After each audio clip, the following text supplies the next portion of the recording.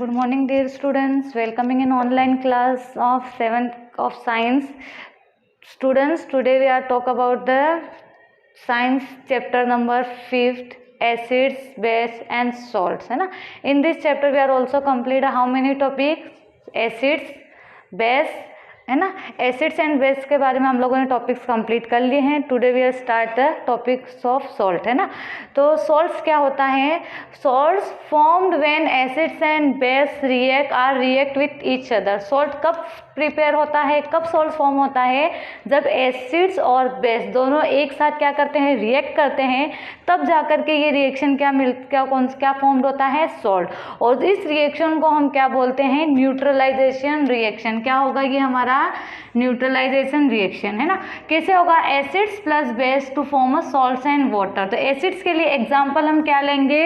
Hydrochloric acid plus sodium hydroxide to form a sodium chloride यानी salt and H2O यानी water, है ना.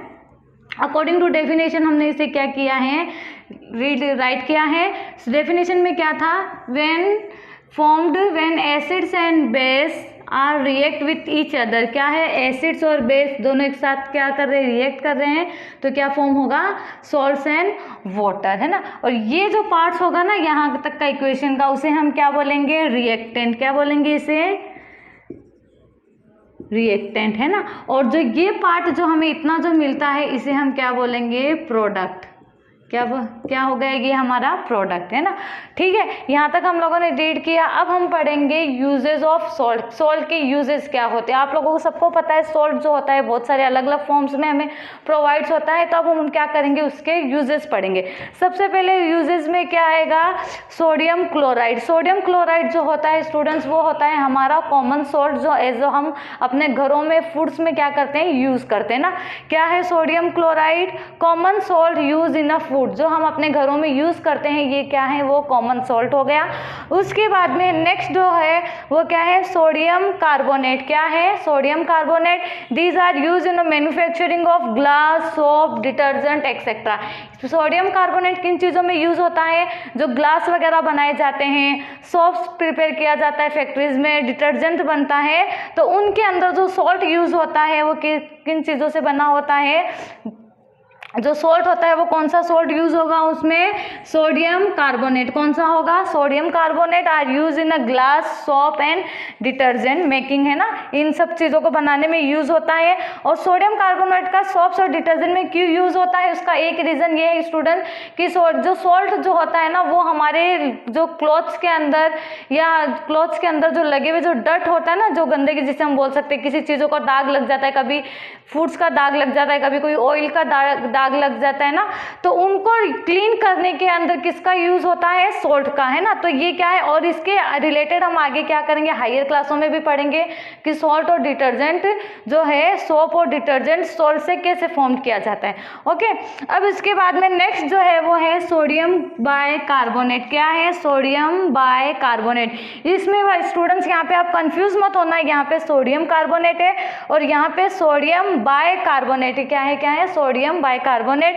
It is use इन, इसको baking soda भी कहा जाता है. क्या बोलते हैं उसको? Baking soda. It is use to make a cake, bread etcetera, है ना. बेकिंग सोडा जो आप लोग यूजुअली आपके अपने किचन्स में देखोगे तो सॉल्ट के जैसा ही सॉल्ट होता है, लेकिन उसे आप अगर अपनी मम्मी से भी अगर पूछोगे तो सॉल्ट के कंपैरिजन में बेकिंग सोडा जो होता है वो खाने में अगर हम ऐड करते हैं तो बहुत ही पिंच के अकॉर्डिंग उसे क्या करते हैं? यूज़ करते हैं ना. तो ये किस में यूज़ किया जाता है? केक, ब्रेड, इडली, डोसा जो सब चीज़ें बनाते हैं उनके पेस्ट वगैरह में यूज़ करने के लिए, ब्रेड बनाने में, केक बनाने में क्या होता है? बेकिंग सोडा का यूज़ किया जाता है. ठीक है. सोडियम बाइकार्बोनेट को ही बेकिंग सोडा कहा जाता है. इसमें कंफ्यूज मत होना. अगर कभी इस तरीके से अगर आपके लोगों के सामने क्वेश्चन आया कि राइट कि what are the uses of baking soda या यूजेस ऑफ सोडियम बाइकार्बोनेट, तो ये दोनों क्या है? एक ही चीज है. बस इसे सोडियम बाइकार्बोनेट को बेकिंग सोडा भी कहा जाता है और use in making cake, bread etcetera. Okay. अब उसके बाद में फोर्थ वन है कॉपर सल्फेट. क्या है? Copper sulphate. That is use in making a leather, wood, paint, है ना. पेट्रोलियम जैसे प्रीवेजिंग, इसमें किसमें यूज होता है, सोडियम पेंट वगैरह हो गया, मेटल हो गया, और उसके अलावा टेक्सटाइल इंडस्ट्री में, बैटरीज वगैरह बनाने में, इंक बनाने में, इन सब चीज़ों में किसका यूज़ होता है, कॉपर सल्फेट का। किसका यूज़ होगा, copper sulphate is use to make a paint, wood, leather etcetera. ठीक है, यहाँ तक तो हमने किसके बारे में स्टडी किया है, सॉल्ट्स के बारे में, सॉल्ट्स की डेफिनेशन। उसके अलावा ये तो मैंने यहाँ पे आप लोगों को बहुत ही शॉर्ट्स में करके डेफिनेशन लिखा, लेकिन आपकी बुक्स के अंदर इसमें अच्छे से आप लोगों को क्या करना है, डेफिनेशन राइट करनी है देख करके। उसके अलावा फिर मैंने यहाँ को आपको बताया है कि सॉल्ट कैसे फॉर्म होता है, when a react of acids and base to form the salt, है ना। उसके बाद में यूजेज ऑफ सॉल्ट, तो 4 यूजेज ऑफ फोर सॉल्ट हमें बताए गए हैं। उसके चारों के यूजेस मैंने आपको यहाँ पे लिख दिए हैं कि किसको कि सोडियम क्लोराइड किस में यूज होता है। उसके अलावा सोडियम कार्बोनेट से क्या बनता है, sodium bicarbonate and copper sulphates. इतना हो गया।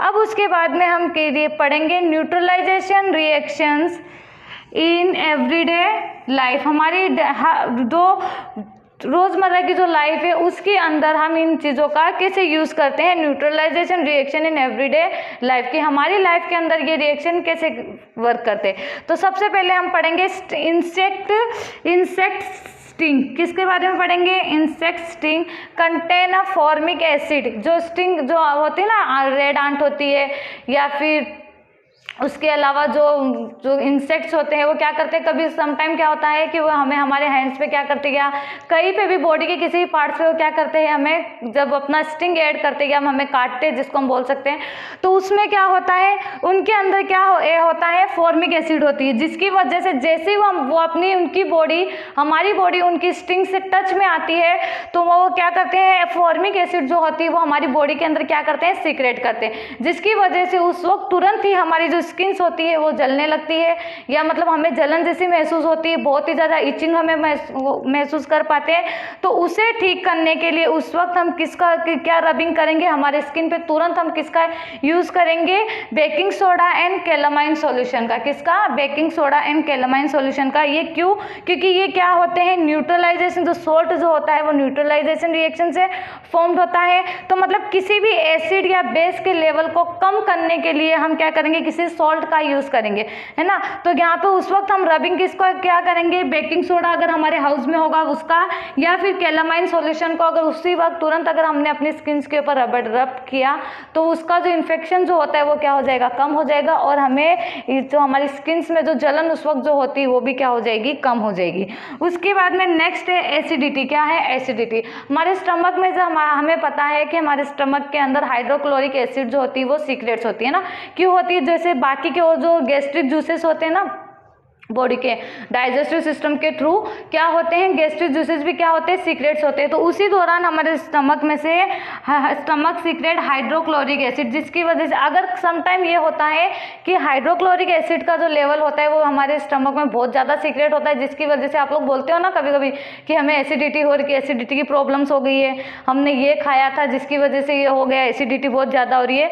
तो ये जो हाइड्रोक्लोरिक एसिड का जो लेवल उस वक्त क्या होता है, हमारी बॉडी में ज़्यादा सीक्रेट होता है। तो उसको मेंटेन करने के लिए, उसको लेवल को कम करने के लिए हम क्या यूज करेंगे, टेक एंटासिड। क्या है, एंटासिड। एंटासिड ये क्या है, एक बेस है। क्या है, बेस है ना। एंटासिड क्या है, बेस है, जिसे मिल्क ऑफ मैग्नीशिया भी कहा जाता है। क्या लेंगे, क्या बोलेंगे, एंटासिड तो क्या हो गई, ये मिल्क, ये इसको ये टेबलेट्स का आ गया, सिरप जो होती है उसका नेम है। और मिल्क ऑफ मैग्नीशिया या मैग्नीशियम हाइड्रोक्साइड क्या है, मिल्क ऑफ मैग्नीशिया,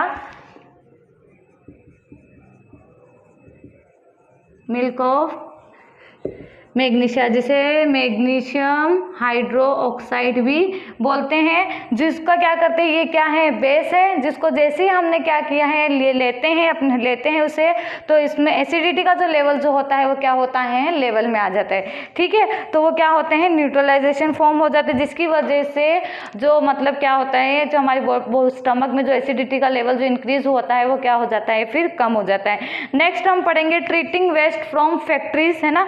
अगर किसी फैक्ट्रीज में भी अगर एसिड्स या बेस का लेवल अगर ज़्यादा होता है या सीक्रेट्स करते हैं, क्या होता है, many factory waste that flow into water bodies are acidic in nature. आप लोगों को पता है जो बड़ी बड़ी फैक्ट्रीज होती है उनका जो भी मतलब जो बचा हुआ जो भी वाटर होता है वो क्या होता है, जो एसिडिटी जो भी मतलब उनके जो केमिकल्स वगैरह होते हैं उनमें एसिड बहुत ज़्यादा होता है, तो वो कहाँ फ्लो होता है, सीधा वाटर बॉडीज़ के अंदर। आप लोगों को पता है जैसे ही वो एसिडिटी जो है वो एसिड सब्सटेंस है जो वाटर बॉडीज़ में एंटर होंगे तो जो एक्वेटिक एनिमल्स है, जो हमारे जो फिशेस वगैरह है, वो उनसे सफ़र करेंगे। तो उन्हें मेंटेन करने के लिए the harm the fishes and other aquatic animal factory waste must be neutralise by adding the basic substance before allowing them into the water bodies, है ना। अगर डायरेक्टली अगर हम किसी भी एसिड सब्सटेंस को अगर वाटर बॉडीज में फ्लो करते हैं तो क्या होता है, वो किसे हार्मफुल, किसके लिए हार्मफुल होगा, वो fishes and other aquatic animals के लिए। तो उसे मेंटेन करने के लिए हम क्या करेंगे, उससे मेंटेन करने के लिए पहले ही उसको जैसे ही उसे वाटर बॉडी में फ्लो करेंगे उससे पहले उसमें क्या ऐड कर देंगे, बेसिस सब्सटेंस ऐड करेंगे, जिसकी वजह से वो रिएक्शन क्या हो जाएगा, वो सब्सटेंस क्या हो जाएगा, न्यूट्रलाइज हो जाएगा। न्यूट्रलाइज होने के बाद में फिर उसे वाटर बॉडीज में अगर फ्लो करेंगे तो उससे एक्वेटिक एनिमल्स को किसी भी तरीके का कोई हार्मफुल इफेक्ट नहीं होगा।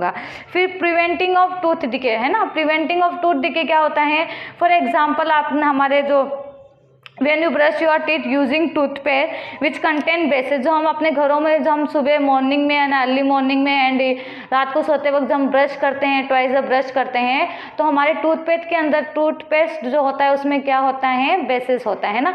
और क्यों यूज़ करते हैं, तो हमारे जो ये टीथ जो होते हैं उसको क्या करने के लिए, न्यूट्रलाइज करने के लिए। क्यों, क्योंकि वहाँ से उसमें से क्या सीक्रेट्स होते हैं, एसिड सीक्रेट्स होते हैं, जिस रिएक्शन को न्यूट्रलाइज करने के लिए हम किसका यूज़ करते हैं, टूथपेस्ट का यूज़ करेंगे।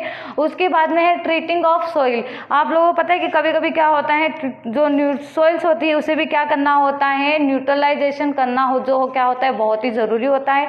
उसमें कभी क्या होता है, कभी जो है सॉइल्स जो होती है उसकी एसिडिटी जो लेवल होता है वो क्या होता है, इंक्रीज होता है। तो उसमें हम क्या ऐड करेंगे, बेस ऐड करेंगे। जब हम लोग फर्टिलाइजर वगैरह यूज़ करते हैं उस वक्त, तो उसमें बेस ऐड करके उस रिएक्शन को वहाँ पर सॉइल्स को हम क्या बनाएंगे, न्यूट्रलाइज सॉइल बनाएंगे, जिसकी वजह से हमारे जो प्लांट या क्रॉप जो भी हम कुछ भी हम वहाँ ग्रो करना चाहें वो इजीली ग्रो हो जाए। ठीक है, तो यहाँ तक आप लोगों को पूरा समझ में आया। मैंने आप लोगों को आज सॉल्ट्स के बारे में एक्सप्लेन किया है कि सॉल्ट क्या होता है, उसका रिएक्शन क्या होता है, फिर उसके बाद में उसके यूजेस क्या होते हैं, और उसका हमारी एवरीडे लाइफ में उसका न्यूट्रलाइजेशन का क्या इफेक्ट होता है, जिसके अंदर हमने इंस्टिंक्ट के बारे में पढ़ा है, एसिडिटी के बारे में पढ़ा है, फिर उसके बाद में preventing of treating waste from the factories, उसके बाद में treating of tooth decay, preventing tooth decay and treating soil. ये इसके क्या हैं, इसी के ही क्या है कंटिन्यू पॉइंट्स है।